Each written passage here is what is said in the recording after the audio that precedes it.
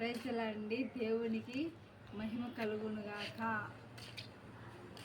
మనము దేవుణ్ణి వెంబడించి దేవుణ్ణి మన ఇంటికి చేర్చుకుంటే, ఆనాడు మార్తా మరియా వాళ్ళు దేవుడు ఆ గ్రామంలోకి వెళుతున్నారంటే పరిగెత్తుకుంటూ వచ్చి దేవుని దగ్గరికి వచ్చి తన ఇంటికి వాళ్ళు తీసుకెళ్తారు. వాళ్ళ ఇంటికి తీసుకొని ఆ గ్రామానికి వచ్చినప్పుడల్లా ఎప్పుడు యేసు ప్రభువు మార్తా మరియా వాళ్ళ ఇంటికి కంపల్సరీ వెళ్తాడు. ఒకసారి లాజర్ చనిపోయి ఉంటే 3 రోజులు చనిపోయినాక, అంటే చనిపోయిన 3 రోజులు సమాధిలోనే ఉంటాడు ఆయన. అప్పుడు యేసు ప్రభు స్వామికి ఆ గ్రామానికి వెళ్తే మార్గమధ్యంలో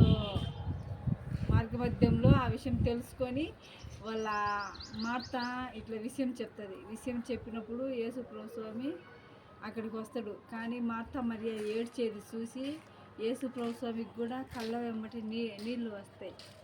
కానీ ఆయన మళ్ళా ధైర్యం తెచ్చుకొని దేవుడు లాజర్ లెమ్మని ఒక్క మాట పలికితే 3 రోజులు సమాధిలో ఉన్న ఆయన దేవుడి మాట వింటానే ఆ మాట చెప్పున లేచి బయటికి వచ్చిండు. శవంతో కట్టిపడేసిన ఆయన ఎలా కట్టిపడేసినో అదే రూపం పేత వస్త్రంతో ఆయన బయటికి వచ్చిండు. మన దేవుడు చనిపోయిన వాళ్ళను కూడా లేపగలిగిన సజీవుడువైన దేవుడు, పునరుద్ధానుడైన దేవుడు.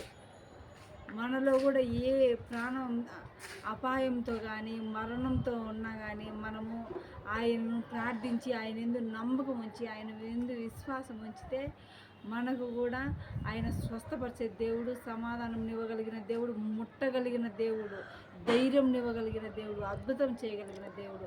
దేవుడి మాటలు దీవించును గాక. ఆమేన్.